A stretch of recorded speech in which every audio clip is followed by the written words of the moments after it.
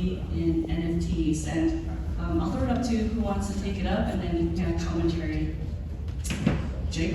Well, yeah, I'll jump first. It's so I guess it's a pretty loaded question, but I guess utility for me is something that provides access, experience. That could be physical or virtual, but I can give you a couple of examples with kind of what I'm working on within the film industry and how we're kind of applying that beyond kind of the JPEG. So firstly, I want to say that is important because digital identity is a huge thing and JPEGs have their place, but where it gets interesting is kind of what lies beneath that. So to give you some context, when we work with the filmmakers in the film industry, we pretty much work from all the way from the development stage all the way through the distribution. So there's 5 different phases of a life cycle of a film, from development, pre-production, production, post, and then distribution. So for someone who gets in early to support a film from the ground up and help finance that, they can get, for example, things like FaceTime with the cast and crew. You can go to red carpet premieres, you can get physical props from on set, you can actually go to like the cast and crew dinners, you can get all kinds of things that are attached to that whole process, and it builds community and it provides them experiences they wouldn't previously have access to, both virtual and physical. So that's just kind of a few examples, but it ultimately depends on the industry and product that you're trying to put out there. But yeah, I'll pass it on to whoever's next.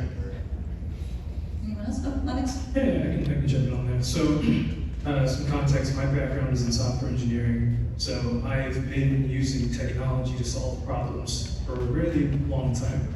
So when I think of utility, I really have to kind of backtrack and go back to the actual technology itself, because technology serves very specific purposes. So utility isn't even inherently specific to NFTs or Web3. Utility is something that transcends Web3. Utility is just something that technology does. So when I think of utility within the context of Web3 and NFTs, it's like, okay, well, what does this technology do for us that we couldn't do before as a community? And with NFTs, man, it's exciting because we are in a place where we've seen like the very surface level utility, which is like the use cases in art and that kind of stuff. But really, when you go back to the technology, the blockchain, the smart contracts, it's on top of that you start to see all kinds of use cases that we didn't have before. So for me, when I think of utility within Web3 and NFTs, I'm thinking about what can this tech do for businesses, for artists, for musicians, for just regular people that we didn't have like before this existed. So really just that's how I define utility within this space. So I'm going to jump in there. So I get utility. Maybe Jessica, you can help with some of your favorite use cases that talk about utility in the way it's been described or adding to it.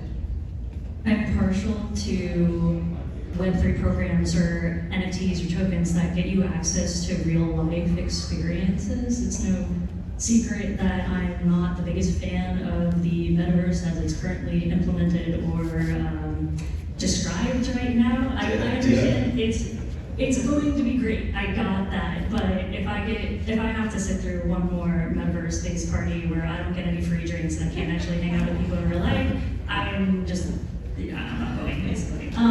But there are a lot of really cool Web3 token-gated clubs that get you access to things that really are hard to get into. My favorite example right now is Divin. It's this over-the-top wine club that gets you culinary experiences that would be hard for anyone in the world to get.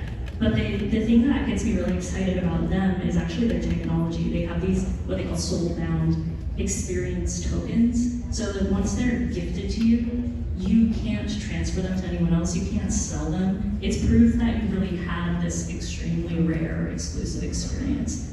And then brands can build upon that and use that to see like who are their diehard fans who are actually going out to do these events and reward them. Yeah, I think one thing I'd add to what has been said here is totally agree on all the utility elements and so forth, but I think one thing that gets forgotten when it comes to utility is utility stems from the organization that is producing or providing the NFT, right? And so part of the issues that have happened, right, which is similar to what we saw at ICO, is you have someone saying, this is all the future value that I'm going to give to you once you buy my little magical picture or my magical internet money, and then we're all going to have this amazing time. I think that's problematic for a host of reasons, but that's why I actually think it's really interesting for brands in particular to get involved with Web3 and with NFTs, because they already have the embedded, ingrained community. I'm wearing Jordans right now. I see that you're wearing Jordans right now. We're probably going to talk about Jordans later, right? We're part of the Jordan community, and we don't have a token necessarily just yet. So imagine the power of Nike, who is very much involved with Web3 and NFTs, coming at it from that perspective.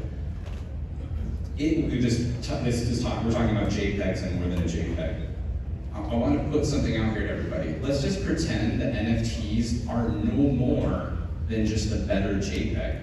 Because at the end of the day, what an NFT is a digital wrapper for digital inventory, meaning it's a programmable content file.